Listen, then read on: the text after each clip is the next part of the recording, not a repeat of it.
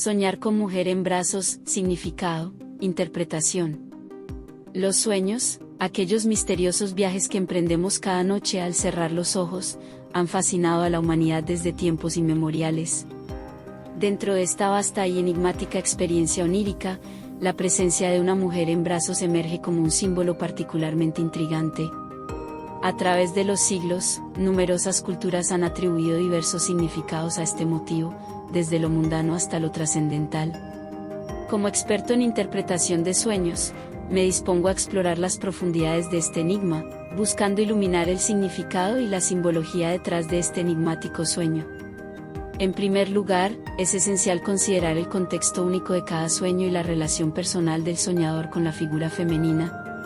La mujer en brazos puede representar una amplia gama de significados dependiendo de la naturaleza de esta relación. En muchos casos, puede simbolizar la feminidad en sí misma, encarnando aspectos como la intuición, la creatividad y la receptividad. Es importante reflexionar sobre cómo se siente el soñador hacia esta figura. Hay emociones de protección, amor o incluso posesión. Desde una perspectiva psicoanalítica, el acto de cargar a una mujer en brazos puede reflejar la necesidad de cuidado y atención hacia una parte específica de la psique del soñador.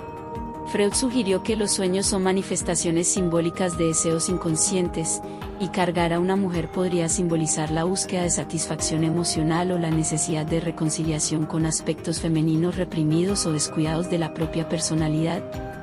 Por otro lado, desde una óptica más espiritual o metafísica, la mujer en brazos puede ser interpretada como un símbolo de guía divina o inspiración.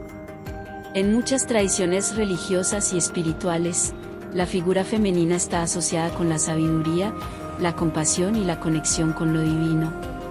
En este contexto, el sueño podría ser percibido como un mensaje del alma o del universo, instando al soñador a explorar y nutrir su relación con lo sagrado femenino.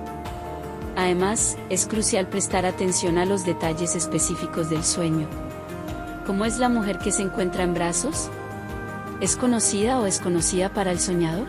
¿Exhibe algún comportamiento o características particulares?